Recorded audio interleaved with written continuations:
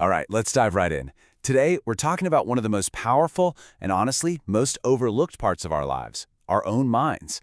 We're going to walk through a really practical, ancient method for actually curating the thoughts you let live inside your head. And this isn't just some fluffy, positive thinking thing. Nope. This is about fundamentally changing the quality of your inner world, which, as you're about to see, can literally change everything else. Let's get started. Seriously, think about this for a second. We have apps for everything, right? We track our steps, our sleep, our heart rate. We track where our bodies are at any given moment. But what if an app could track your mind? What would that daily report look like? Would it just be a constant scroll of worry, of envy, of judgment? Or would it be filled with gratitude and peace and admiration? You see, the most important place you can be isn't a physical location. It's where your mind is. And for most of us, that's completely untracked territory. And this is exactly why it matters so much. John Milton absolutely nailed it hundreds of years ago. Your mind, it's the lens you see everything through. I mean, two people can be in the exact same spot, facing the exact same circumstances, and for one, it's a total nightmare, a living hell. But for the other, it's an opportunity, a challenge, maybe even a heaven. What's the only difference? Their internal landscape. So yeah, the stakes here couldn't be higher. So let's really get to the heart of the problem here. We're all very used to checking in on our emotions. How are you feeling? It's what we say, right? But feelings are often just the symptoms, not the actual cause. Think about it. When was the last time someone asked you or you asked yourself, hey, how are you thinking today? Or what thoughts are you focusing on? We just kind of let our minds run on autopilot when they're actually the control panel for our entire lives. Okay, this right here is the foundational idea for everything we're talking about. The joy you experience, the anxiety you might feel, the words that come out of your mouth, the things you do, all of it, every single bit, flows directly from the kinds of thoughts you're entertaining. So if you want to change your life, you can't just start with your actions on the outside. You have to go deeper. You've got to get to the source code, and that's your thinking. And this brings us to a really crucial distinction. There are basically two different ways to go about changing yourself. One is about managing what's on the surface, and the other is about transforming the very core. Let's break down what that actually looks like. So on the left, you've got behavior modification. This is all about sheer willpower. It's you gritting your teeth, telling yourself, okay, I'm not going to say that mean thing, or I'm just going to force myself to be more patient. But man, is it exhausting. And a lot of the time, it just fails because the thoughts that are creating the impatience and the mean words are still running wild in your head. But on the right, you have mind renewal. This isn't about fighting the symptoms. It's about changing the very thoughts that cause them. It's a total foundational shift from the inside out. And look, there are some pretty real consequences to just letting our minds run on default. The Apostle Paul wrote about this, describing a state where, because people weren't intentional about their thoughts, their thinking became futile, empty, pointless, just spinning its wheels. And the result? Their hearts were darkened. An untracked mind doesn't just stay neutral, it naturally drifts toward negativity, anxiety, and confusion. So how do we fight back, right? How do we stop that drift? Well, thankfully, there's a really powerful, timeless solution. It's an ancient mental filter, and it was specifically designed to fight the kinds of toxic thought patterns that are just everywhere today. Things like being judgmental, feeling superior to others, and having contempt for people. To really get what kind of thinking we're up against, let's look at how the stuff we consume actually shapes us. The philosopher Alain de Botton makes this brilliant comparison. On one hand, you've got Greek tragedies. They tell these stories of flawed heroes to make us realize, wow, that could be me. They're literally designed to create compassion and humility. But then, on the other hand, you've got the modern tabloid mindset, which is all over the internet now. It's designed to make us point our finger and say, phew, I'm not like them. They're a mess. It fosters judgmentalism and contempt. Let's see this in action, because it's pretty wild. De Botton actually gave these tragic stories to tabloid writers.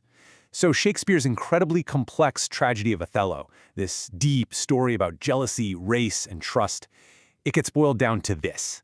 It just rips all the humanity out of it and leaves behind a caricature for us to judge. And here's another one. Flaubert's masterpiece, this deep dive into desire and societal pressure. It just becomes this cheap, dismissive jab. There's zero room for compassion here, right? Only contempt for a so-called shopaholic adulteress. And finally, one of the cornerstones of literature. This profound story about fate and truth gets reduced to a crude punchline. This way of thinking, this reducing of complex human beings to simplistic, contemptible labels is absolutely everywhere in our world. and it worms its way into our own minds when we're not paying attention. So, what's the alternative? How do we actually push back against this toxic way of thinking? Well, the Apostle Paul provides this incredible 8-point mental filter in his letter to the Philippians. It's basically a checklist. Instead of letting your mind run on that default tabloid setting, you're invited to intentionally think about things that are true, noble, right, pure, lovely, and admirable. This isn't about ignoring reality. It's about choosing where you put your focus.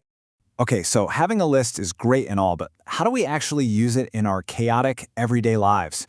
Let's break this down into a super simple, practical 2-step method that you can literally start using today.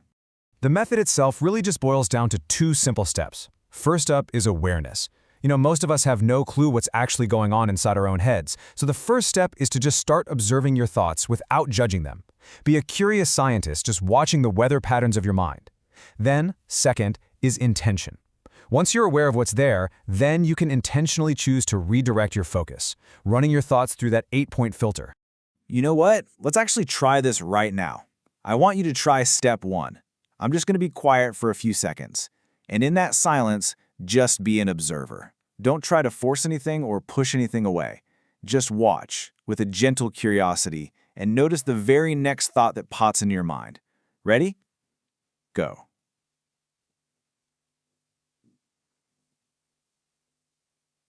What came up? Was it a worry? A memory? Something on your to-do list? It doesn't matter what it was. Just noticing it. That's the powerful first step. All right, let's dive a little deeper into some of the words on that filter. What on earth does it mean to think about what is pure? Now, this word gets misunderstood a lot. People think it's just about chastity, but it's so much broader than that. It's really about a purity of your motives. It's about doing the right thing, not for the applause, not so people think you're a hero, but simply because it's the right thing to do. And this story, wow, it just illustrates perfectly what pure means in action. During World War II, this tiny French village, La Chambon, risked being completely wiped out to save thousands of Jewish people who were fleeing the Nazis. And when they were interviewed years later, they weren't patting themselves on the back. They didn't see themselves as heroes at all. Their simple, profound explanation was just, that's what you do. When someone knocks on your door and they're in need, you let them in. That right there is a purity of motive worth thinking about. Okay, let's grab another one from the list. Admirable. What does it mean to think about what is admirable? Well, this is about seeing something that inspires you, something that kind of elevates you. It's that moment when you see an act of kindness or integrity, and something inside you just lights up and says, yes, I want to be more like that. It actually excites a sense of virtue inside you. And these admirable moments, they can pop up anywhere. They're often not these huge, heroic acts. For instance, the author of our source material had this thought, this exact phrase, while watching a completely normal, everyday interaction. So here's the context for that thought. They saw a woman working behind a counter. Probably not her dream job, right? And she was serving each person not like they were an interruption, but with total presence, full attention, and real joy. In that simple, everyday act, there was something so profoundly admirable. It was like a masterclass in how to bring excellence to whatever it is you do. Thinking about that moment, that's an act of mind renewal. So where do we find these things to think about? Well, the good news is they are literally everywhere, if we just train ourselves to look. You can find them in stories of sacrifice, in movies. You can find them in the quiet integrity of a village like Le Chambon. You find them in these little moments of everyday excellence, like that restaurant worker. They're in art, they're in nature, they're in the good work of the people around you. The raw material for a better mind is all around us. So ultimately, what this all comes down to is this. Your mind is not just a passive bucket for whatever the world decides to throw at it. It's a gallery, and you are the curator. You have the power and you have the responsibility to choose what you hang on the walls, what you put on display, and what you focus on. You get to set the entire atmosphere of your inner world. You don't have to live with the default settings of anxiety and judgment and contempt that our culture serves up all day long. You can be intentional. So the question I want to leave you with isn't what you're going to feel or what you're going to do today. It's something much more foundational. Using this filter, what will you choose to think about today?